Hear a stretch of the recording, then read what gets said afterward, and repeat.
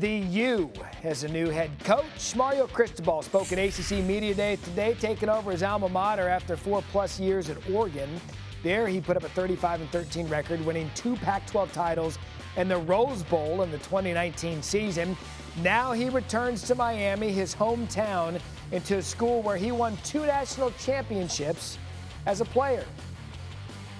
You know, sometimes a head coaching vacancy and a candidate just fits, and that's certainly the case for Mario Cristobal, returning to his alma mater to be the head coach of Miami. And, Coach, how is it being back home? It's the ultimate of ultimates is what it is. Best way to describe it. Now, it's been nonstop, so it hasn't really – I haven't had a chance to have it settle in. But, you know, every now and then when I run across the street to get a bite to eat and I run into my Little League baseball coach or football coach, it brings back some stuff. So it's just awesome. Yeah, and you mentioned growing up there and running into your Little League coach, people that don't know your history. You played there from 1989 to 1992. It was the heyday of Miami football. So, Coach, as a former player, now the head coach, help everyone out. What does the U, when it's at its peak, mean? You know, and I still know it as UM, right? Back in the day, it was known as UM, Miami. And when Miami is performing and rolling at a certain level, there's nothing like it. And it's been proven under a number of different coaches.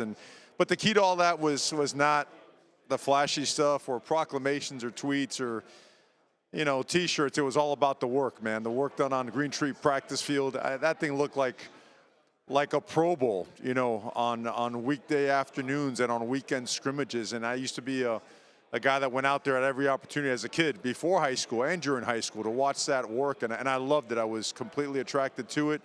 But that was the recipe. Those were the ingredients and the formula to Miami being that type of a program. And those are the things that we've gotten back to and the things that we have to work at to get to that level. So the flash, everyone knows like the flash and the glitz and the glamour of that era. Was that a byproduct of the work that you guys were doing that you're talking about?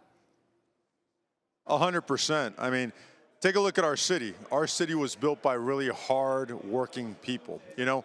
And then Miami, when it finally got it going in '83, it was built by an unbelievable coach who brought in some hard, tough, hard-working guys that loved the game, were all into it, and they attracted others like them, and that's what created that confidence, which people referred to as swagger. Jimmy Johnson defined it perfectly when we had that coaches clinic. So that's what it is, brother. It's about getting to work with high-level people that live and die this stuff, and that's what Miami is back to right now, working. So this explains then the decision to, you know what, turnover chain was great, but we're going to put it back in its box. That era is over. Is that why? Yeah. You know, it's just not part of what we're doing. I think I respect everyone and everything, but Miami's focus has to be on technique, fundamentals, physicality, toughness, effort, being relentless, academics, doing well in the community. That's what our focus has to be. Anything else aside from that, it's just not going to help us get better. So that's it won't be part of us going forward. Yeah, and I don't want to ask this question in a way of disparaging coaches that have come before you, but what has been missing? Let's just say since that 01 team, which you could argue is the most talented team to ever put on shoulder pads, what's been missing to get Miami back to where it needs to be? Well, you know, not having been here, and I know I've watched some games and studied last season and whatnot, and we've been working with the team as a program for the last 7 months, but as opposed to saying what's missing, it's more like what does Miami need to do to be a great football team? It starts with discipline, right? You have to be a better tackling team. Last year, we were actually the worst in the country at it. Penalty-wise, we dropped to last in the ACC. Those are directly related to discipline, and discipline requires everything you have, and it requires it all the time. It's in how you do everything, right? Or how you do anything is how you do everything. That's a mentality. That's a way of life. And understanding that and putting that to use is what we need to get to. What we've gotten to over the past 7 months, and we still have work to do. You see Alabama, we see Ohio State, Clemson, Georgia. I think anyone wouldn't argue that all of them are at the height of their powers. Where would Miami rank when you guys are at the height of your power?